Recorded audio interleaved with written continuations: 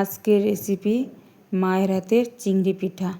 মায়ের হাতের চিংড়ি পিঠা বানানোর জন্য নেওয়া হয়েছে একটা গোটা নারকেল, 300 গ্রাম ছোট চিংড়ি মাছ, 8 থেকে 10টা কাঁচা লঙ্কা।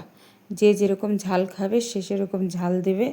আমি একটু ঝাল কম খাই তাই একটু লঙ্কাটা কম দিয়েছি। এবার এগুলো সব একসাথে মিক্সচার মেশিনে একটা মিহি পেস্ট করে নেওয়া হবে। পেস্ট করার সময় হালকা অল্প জল দেওয়া হবে, জল না দিলে ভালো পেস্ট হবে না। আমি একটু জল দিয়ে নিয়েছি। দেখো বন্ধুরা, পুরো পেস্ট হয়ে গেছে। এবার এর ভিতরে হলুদের গুঁড়ো, লঙ্কার গুঁড়ো, স্বাদ মতো নুন, স্বাদ মতো চিনি, আর যেটা না দিলেই হবে না সেটা হচ্ছে সর্ষের তেল। সর্ষের তেলটা একটু বেশি করেই দিয়েছি। বেশি করে সর্ষের তেল না দিলে ভালো লাগবে না খেতে। সব কিছু দিয়ে ভালো করে ফেটিয়ে নিয়েছি। যত ভালো ফেটাবে তত ভালো ফুলবে জিনিসটা, খেতেও ভালো লাগবে। ভালো করে ফেটিয়ে একটা কলা পাতাতে একটুখানি সর্ষের তেল মাখিয়ে পেস্টটাকে পুরো সাজিয়ে দেওয়া হয়েছে, মানে পুরো পাতিয়ে দেওয়া হয়েছে।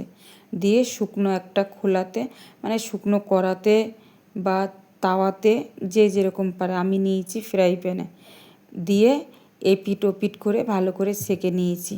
দেখো বন্ধুরা কত সুন্দর হয়েছে। ভিডিওটা যদি ভালো লাগে লাইক, কমেন্ট, শেয়ার করো।